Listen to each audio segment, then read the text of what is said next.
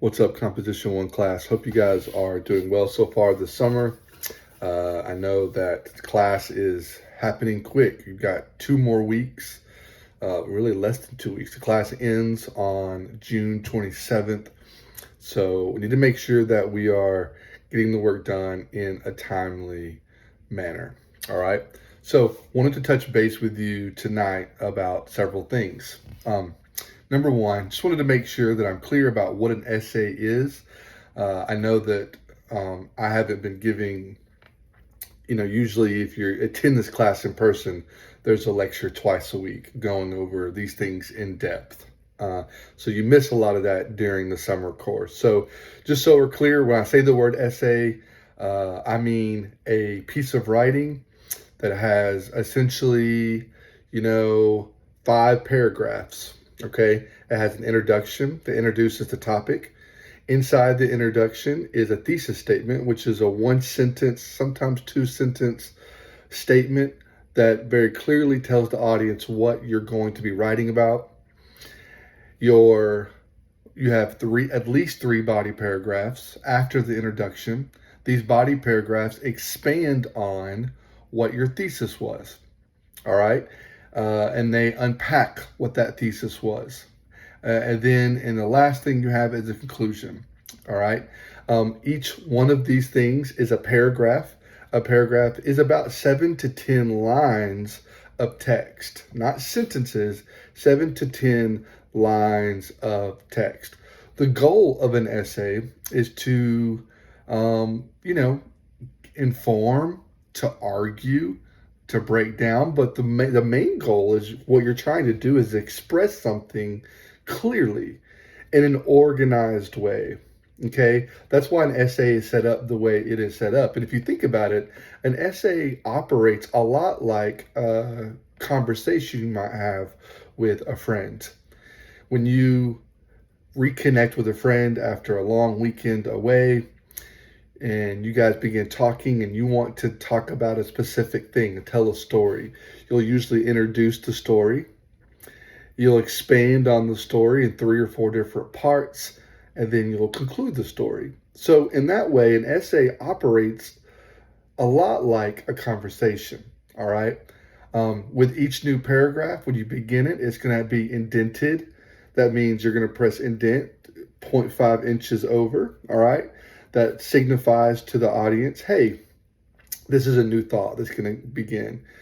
All of our essays in English and humanities, any kind of humanities class, will be in MLA format. That's Modern Language Association, meaning you'll have your last name and page number in the top right-hand corner. In the left hand, not the header, but in the top, very top, you're going to have your name, my name, the class name, and the date. And then in the middle center on top, you're going to have the name of the paper. Everything will be double spaced, Times New Roman 12 size font. The goal of your introduction is to do what? Why? When we introduce something, what are we trying to do? 2 things normally, right? We're trying to get the audience to care about what we're talking about, and we're giving them a little bit of background information, right?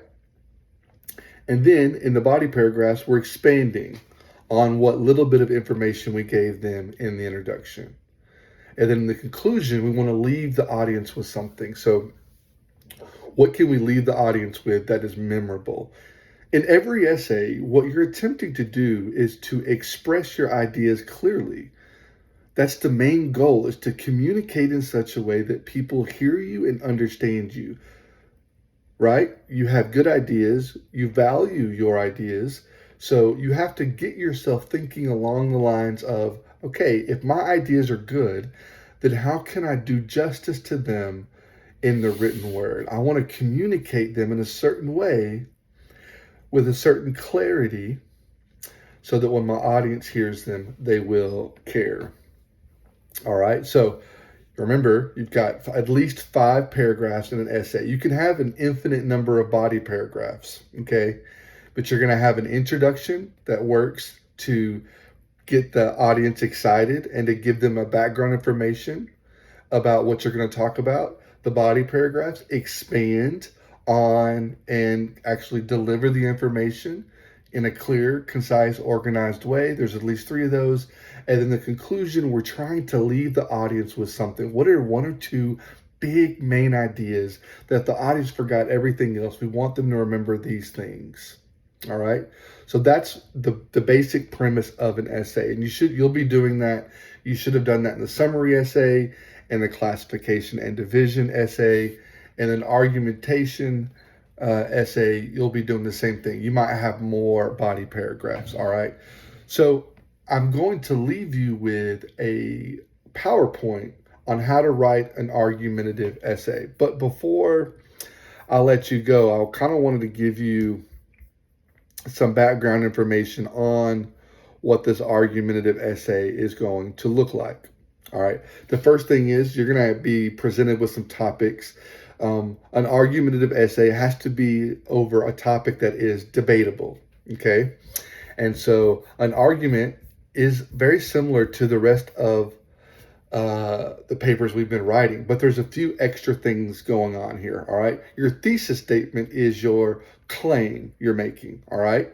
So in the introduction, you're going to introduce the topic. You're going to give some background information, and then you're going to give your claim. Your claim is a clear statement saying what your position is on the topic and why. Okay. So for an example, one of the topics is pit bull bans. Okay. So let's just say I was going to debate that pit bulls should be banned. Okay. In my introduction, I would open up and I would pique the audience's interest about pit bulls and what kind of animals they are, and maybe even use some background information on some statistics. All right. And the fact that there have been bans across the United States happening. All right. I might even use this true story of a tragic story, a tragic kind of thing that's happened in the past. And then my claim, I need to be very clear about my claim because the audience needs to understand what the argument is. So my claim would be the last few lines of my introduction. After I kind of hooked the audience and gave them some background information, the last line of my introduction would be the claim. My claim needs to be the position I'm taking on the topic. You're either for or against, okay, for this particular paper, and 3 reasons why. Okay, so my claim, which is also my thesis, would be pit bulls should be banned because of reason 1, reason 2, and reason 3. It's very, very simple. All right, we're just trying to write a simple argumentative paper here. Abortion should not be banned because of this, this, and this. Abortion should be banned because of this, this, and this. There should be tighter gun control laws because of this reason, and this reason. All right. You're just making a clear claim. All right. And then you're given 3 reasons why. Okay. Now, each one of those reasons that you listed will have its own body paragraph. All right. And this is when you give the evidence. All right. Your claim is your position and your reasons why. And then in the body paragraphs, your reasons become evidence. I think pit bulls should be banned because their bite force is 3,000 pounds per square inch. I don't know.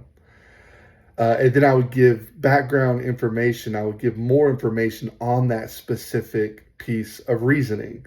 I would expand on my reasoning. All right. In the argumentative paper, you're going to have a 4th body paragraph. It's going to be called the counter argument paragraph. This is where you introduce the counter argument of the opposition. For every debatable topic, you have at least two sides. For the sake of this essay, there's 2 sides. There's for and there's against. Okay, so it's important to introduce the counter argument because we need to be able to answer some of the questions they have. So in our 4th body paragraph, and again, please look at the PDF because all of that is expanded in a much more deep manner there. The counter argument introduces the opposition's argument. It maybe even agrees with part of it.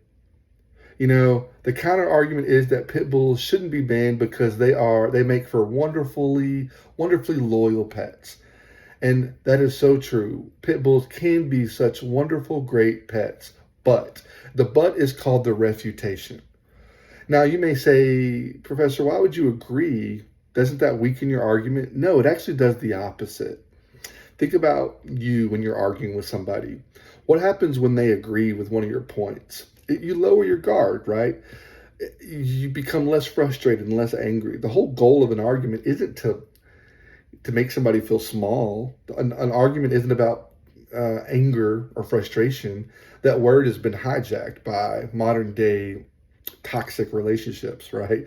But that's not a real good argument. It's just two people um, discussing something that they are on opposite sides of in a way that makes sense, that's clear and respectful of each other, right? But the only way to win an argument is to make the other person feel safe enough to admit they're wrong. One of the ways we do that is by conceding some of their points are correct, but we want to win the argument.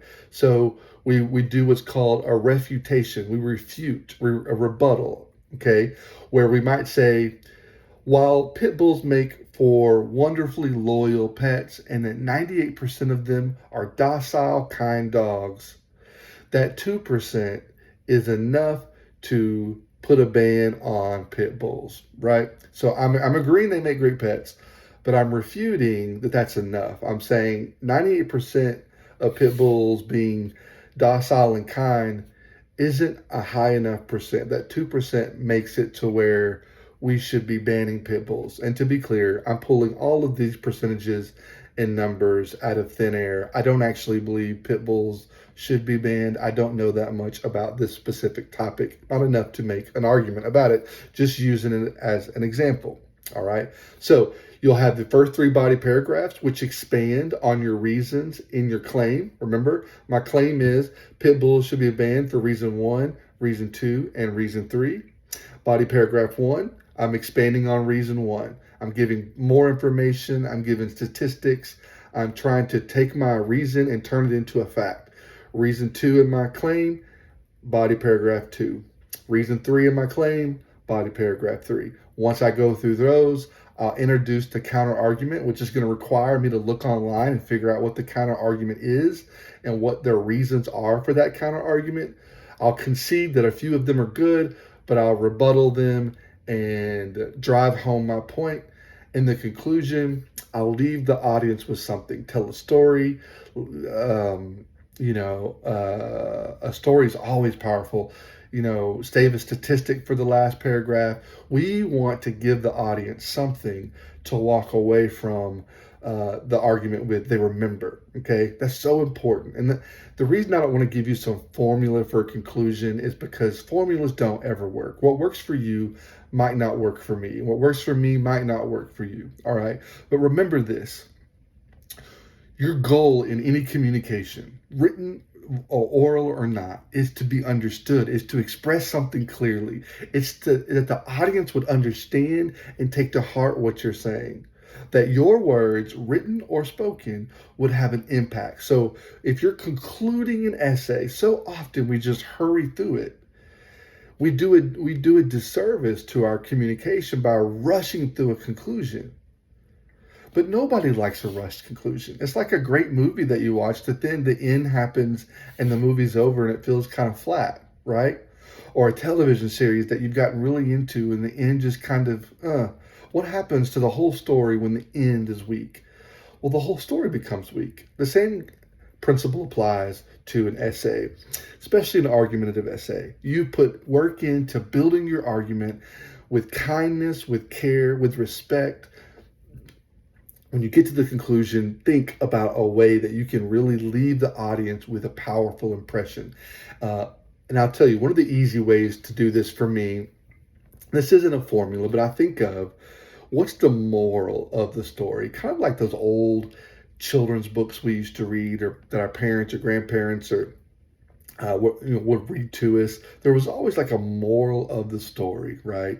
Where we might have forgotten the details of the story, but we walked away remembering and thinking about the main theme, the main moral of the story. Why are you taking the position you're taking? Why do you feel like it's so important? If I'm writing a paper about pit bull bans, my conclusion, do I just need to keep talking about how pit bulls should be banned because they're dangerous? I've already done that, right? But what if I talked about humans and safety and feeling safe in our neighborhoods and feeling safe enough to walk, on the sidewalk at night with your family? Then I'm connecting on a deeper level, right? So remember that your audience is human. Every human has feelings, has fears, hopes, and dreams. So if you can level with humans in your conclusion and make your paper not about some topic, but about making the human experience better. And that goes for whatever you believe. All right. This isn't about, believing this or that, but what do you believe strongly about? And how do you think your argument, your claim makes the human experience better, safer, more joyful? And really spend time with that thought and try to hammer that home in the conclusion. And I promise you'll be able to leave your audience with something there. All right. So again, I cover all of this in a PDF. I want you to look at that, even though you've watched this. I also want to remind each one of you that the bonus reading worksheets are not optional. Go back and do those. Make sure you're doing those. They're not hard. They're over each one of the stories that you read each chapter. So remember what an essay is. Remember that every essay should look the same. MLA format. They should all look exactly the same. 12 size font, Times New Roman, double space. When I say double space, that means if you're using Google Docs or Word, that should be 2.0, okay? 2.0. A title in the top centered, your last name and page number in the top right. The page number should reflect the page you're on. And in the left top side, just the first page, not in the header, but right below the header, your full name, the professor's name, the class name, and the date. All right. And then if you're going to do a works cited page for this first argumentative paper, you don't need to do a works cited page. All right. But for the last paper, the final research paper, you're going to take your argumentative paper and you're going to include sources, and you will use a works cited page. That page will always be on its own page, in the very last page that you have in the essay. All right. So we've got this week, this is unit 3. Next week is unit 4. And all you have to do then is your research essay. And your research essay, again, it's your argumentative essay revised. So you won't submit the same one. You'll revise it and you'll include sources. Okay. You'll incorporate sources. And I'll talk more about what sources are next week. But a source is something that strengthens your position. If I say, even though I'm a professor and I've got all of these degrees, I'm not a scientist, right? So I don't have a lot of credibility to speak on science-related research. All right. So if I say pit bulls should be banned because their bite strength is too powerful, well, that may not have a lot of credibility because Professor Matthews doesn't have a degree in science, or he hasn't worked with animals. He doesn't have extensive experience. But if I write a paper and I say, according to Dr. Johnson, a research scientist for, Animal Lovers of America, pit bulls have the most powerful bite force out of all canines, then that strengthens my position, right? Because now it's not just me saying it. I have found somebody who has credibility and expertise, and they're saying it. So they add value to my statement. They add credibility to my statement. So that'll come next week, but you can begin thinking about that this week. So make sure you're getting all your work done. Make sure you're doing the quizzes. I know it's a lot of work, guys, but this is a 4.5 week class. This class is usually 4 months long. There's usually a lot of lectures, a lot of work. But you're almost there. So keep up the good work. And if you have any questions, please reach out to me, email me, and ask me specific questions. It's really difficult when I get students who don't really ask specific questions. They just say they're struggling. And I get struggling. I have so much empathy for those of you who feel like you're struggling. However, remember, I'm not in your head and I'm not sitting there as you're doing work. And the reason I say that is because if I don't know what you're struggling with, then I don't really know how to help you. Okay. But I would love to help you. I would love to speak with you. But just be really specific, so that might require you to sit for a minute and think, okay, what is it specifically that I'm struggling with? And then we can go from there. So you've got until June 27th. All right, 11 days from now to get all the work done. Don't worry about due dates. Just get it in. I won't deduct points or anything of that nature. Just get the work in best you can. And remember that I'm here to help in any way that I can. I am proud of you. I know this class is fast, so keep up the good work. You can do it, and I'm rooting for you.